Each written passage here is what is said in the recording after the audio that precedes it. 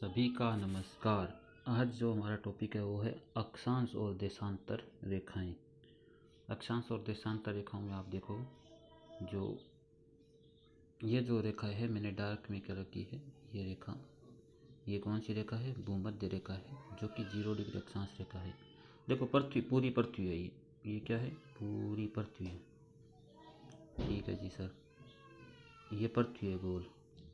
इस पृथ्वी पे मैंने क्या किया, बीचों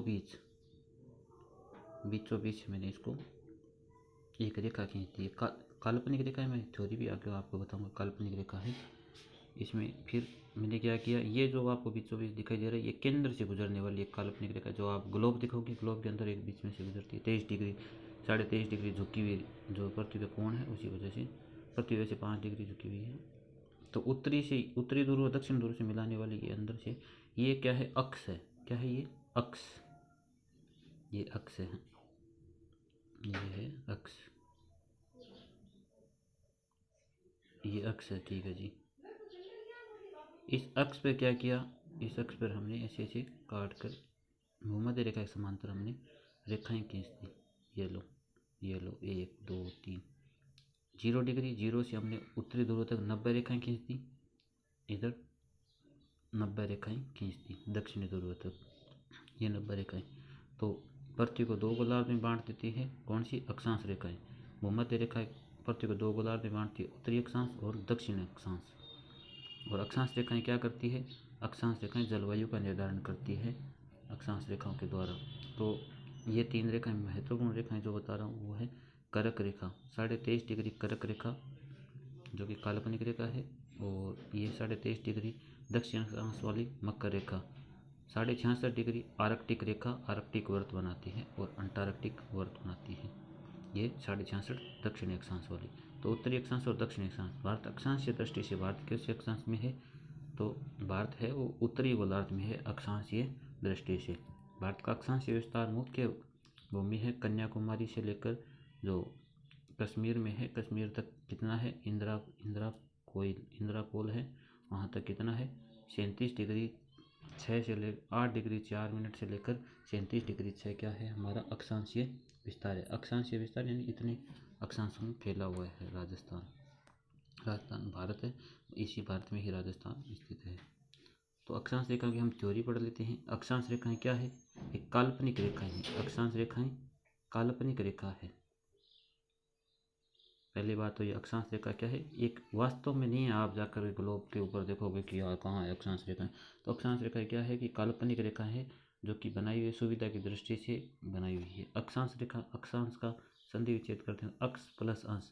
जो मैंने बताया अक्ष क्या है? अक्ष ये है जो बीच से है अक्ष, ये है अक्ष, और इसके हमने अलग अलग अंश कर दिए। तो अक्ष प्लस अंश, कितने अंश किए हमने इसके? तो 0 डिग्री ये है, उधर 90 उधर 90, तो 90 और 90 180 प्लस 0 वाला तो 181 अक्षांश हमने कर दिए। तो ये क्या करती है? पृथ्वी के केंद्र से गुजरती है। अक्ष क्या है? पृथ्वी के केंद्र से गुजर रहा है। ये आपको दिखाई दे रहा है, ये बीचों बीच पृथ्वी के एकदम केंद्र से गुजरती है। तो इसको क्या कहते हैं? अक्ष कहते हैं। और इस अक्ष के कुल कितने? 181 अंश बनाए गए हैं। देखो मैंने बताया 90 इधर 0 ये। तो इस अक्ष के कितने? 181 अंश बनाए। तो कुल अक्षांश कितने होंगे? 181। ऑप्शन में आएगा एक कुल अक्षांश कितने हैं? 180। ज़्यादातर स्टूडेंट 180 करके आ जाएंगे, लेकिन कुल अक्षांश कितने हैं? 181 है। ठीक है। ध्रुवों, कुछ किताबों में भी 181 आपको नहीं मिलेगा, 180 अक्षांश देखने को मिलेगा। ध्रुव वाले अक्षांश बिंदुवत हैं। देखो ये जो ध्रुव वाले अक्षांश है वो क्या है? बिंदुवत हैं, एकदम पॉइंट आता है। बाकी तो यहाँ देखो ये छोटी होती जाती है अक्षांश वर्ग। तो ध्रुव वाले क्या है? बिंदुवत हैं। तो बिंदुवत होने के कारण क्या हुआ कि अक्षांश रेखा नहीं है ये, क्योंकि लाइन नहीं है, ये बिंदु है। ठीक है, तो इसलिए क्या हो गया, ये बिंदुवत है। तो अक्षांश रेखा कितनी हो जाएगी? 179 हो जाएगी, 179। और ये अक्षांश रेखा, प्रत्येक अक्षांश रेखा क्या करती है? अक्षांश रेखा से अक्षांश वर्त का निर्माण होता है। यानी मतलब ये चारों तरफ ऐसे गोल घूम कर है इसे। ठीक है, अक्षांश रेखा मतलब ऐसे, ये ऐसे ऐसे गोल घूमती है, ऐसे ऐसे। ठीक है, अक्षांश वर्त का निर्माण करती है चारों तरफ। तो ये अक्षांश वर्त हो जाएंगे। ठीक है, अक्षांश वर्त कुल कितने अक्षांश वर्त हैं? कुल अक्षांश वर्त भी 179 हैं और जो अक्षांश रेखा है वो भी 179 है। कुल अक्षांश कितने? 181। अब ये अक्षांश क्या करती है? अक्षांश रेखाएं हैं वो करती है कि सबसे बड़ा अक्षांश वर्त कौन सा होगा? यहाँ तो बिंदुवत हो गया, 20 वाला ही होगा, तो 0 डिग्री जो जिसे विषुवत अक्षांश, भूमध्य रेखा कहते हैं, वो सबसे बड़ा बनेगा। अक्षांश रेखाएं क्या करती है? भूमध्य रेखा के समांतर पश्चिम से, जो पूर्व से पश्चिम में खींची गई है। देखो भूमध्य रेखा है, ये भूमध्य रेखा है, भूमध्य रेखा के समांतर खींच रहे हैं। किस दिशा से? ये पूर्व दिशा है, तो पूर्व से हम पश्चिम में खींच रहे हैं। भूमध्य रेखा के समांतर है ना, सारी भूमध्य रेखा के समांतर है, तो पश्चिम से पूर्व हम खींच रहे हैं भूमध्य रेखा के समांतर। और ये कोणीय दूरी किस बताएगी? उत्तर से दक्षिण की कोणीय दूरी बताएगी इस केंद्र से। ये देखो, ये इतना कोण बन रहा है, ये इतना कोण बन रहा है, ये कोणीय दूरी बताती है। यहाँ 90 डिग्री कोण बन जाता है, ये कोणीय दूरी बताती है। कौन सी? अक्षांश रेखाएं। तो अक्षांश रेखाएं भूमध्य रेखा के समांतर पूर्व से पश्चिम में है, जो कि उत्तर से दक्षिण कोणीय दूरी बताती है। कुल अक्षांश कोण कितनी होंगी भाई? अक्षांश कोण कितने होंगे? 180 डिग्री होता है, तो 180 अक्षांश कोण होंगे। 90 डिग्री इधर, 90 डिग्री इधर। कुल अक्षांश याद रखना है आपको, 180 अक्षांश। कुल अक्षांश 181, लेकिन अक्षांश कोण कितने हैं? 180 हैं, ये आपको ध्यान में रखना है। हम थोड़ी सी बात देशांतर रेखाओं की कर लेते हैं, आगे अक्षांश रेखाओं की और करेंगे बात चर्चा। देशांतर रेखाएं, देखो ये देशांतर रेखाएं हैं, उत्तरी ध्रुव और दक्षिणी ध्रुव। यहाँ क्या खींची गई है? उत्तर से दक्षिण की ओर खींची गई, लेकिन पूर्व से पश्चिम क्या बताएगी? कोणीय दूरी बताएगी। ये तो उत्तर से दक्षिण कोणीय दूरी बताती थी, ये पूर्व से पश्चिम कोणीय दूरी बताएगी। ये क्या है? भूमध्य रेखा के लंबवत खींची गई है। देखो यहाँ भूमध्य रेखा थी, इसकी तो लंबवत है। देखो ये है, ये भूमध्य रेखा के लंबवत है, ये भूमध्य रेखा के लंबवत है, ये भूमध्य रेखा के लंबवत है, ये भूमध्य रेखा के लंबवत खींची गई है। और ये पूर्वी गोलार्ध और पश्चिमी गोलार्ध दो भागों में बांटती है। कौन सी? ये जो 0 डिग्री देशांतर रेखाएं हैं वो क्या करती है?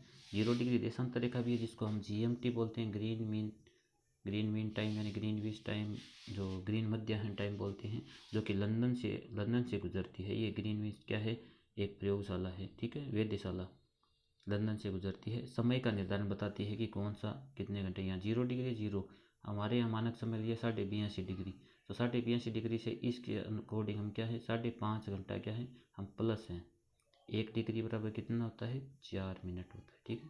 1 डिग्री बराबर कितना होता है? 4 मिनट। 82.5 को आप गुणा कर लो, 82.5 मल्टीप्लाई 4 कितना आ जाएगा?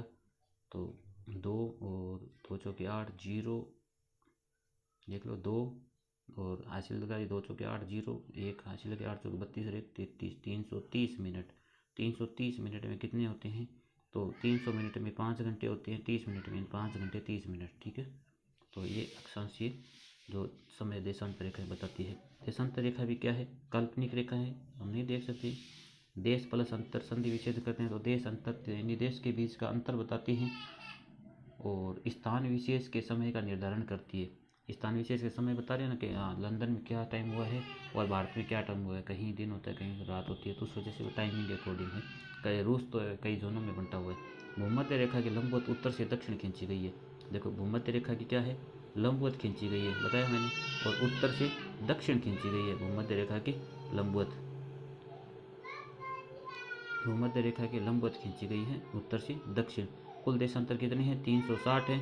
और प्रत्येक देशांतर रेखा क्या करती है? अर्धवृत्त बना रही है। देखो ये वो वाली पूरा वर्त बना रही है, ये अर्धवृत्त बना रही है। यहाँ से आप देखो अर्धवृत्त बना रही है। देखो ये एक अर्धवृत्त, ये इधर वाला अर्धवृत्त यानी इसके समांतर अर्धवृत्त बना रही है। और 180 डिग्री है ना, उत्तरी और जो पूर्वी और पश्चिमी दोनों वो एक ही है, ठीक है, ध्यान रखना। तो इसलिए वो क्या करती है? कुल देशांतर कितनी है? 360 यानी कि 361, याद रखना। और 180 डिग्री अंतर्राष्ट्रीय तिथि रेखा है, वो टेढ़ी मेढ़ी है। अंतर्राष्ट्रीय तिथि रेखा टेढ़ी मेढ़ी क्यों है? क्योंकि ये पूर्वी साइबेरिया है जो रूस है एशिया में, और अलास्का उत्तरी अमेरिका, इनके बीच बेरिंग जल संधि से गुजरती है। इसलिए आपको इतना ध्यान रखना है, पूर्वी साइबेरिया एशिया और बेरिंग जल संधि से गुजरती है, तो टेढ़ा मेढ़ा होती है ये अंतर्राष्ट्रीय तिथि रेखा, क्योंकि एक ही देश में अलग अलग तारीख हो जाती है, वरना सीधी चलती तो, ठीक है।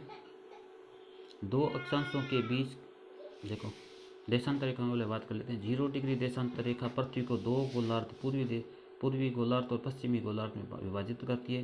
देशांतर रेखा के अनुसार भारत क्या है, पूर्वी गोलार्ध में आता है, और अक्षांश देशांतर रेखाओं के अनुसार भारत क्या आएगा, उत्तरी पूर्वी गोलार्ध में आएगा। भारत का देशांतरी विस्तार कितना है, 68 डिग्री 7 से 97 पूर्वी देशांतर है। और राजस्थान का देशांतरी विस्तार कितना है, 69 डिग्री 30 से लेकर राजस्थान का 69 डिग्री, राजस्थान का देशांतरी विस्तार 69-30 से लेकर 78 डिग्री 17 तक है। अक्षांश वाली बात कर लेते हैं। दो अक्षांशों के बीच के क्षेत्र को क्या कहते हैं, कटिबंध कहते हैं। और दो देशांतर के बीच के जो क्षेत्र होता है उसको क्या कहते हैं, गोरे कहते हैं। अक्षांशीय दूरी 100, औसतन दूरी कितनी होती है, 1 डिग्री पर क्या होती है, 1 किलोमीटर, यानी 111 किलोमीटर।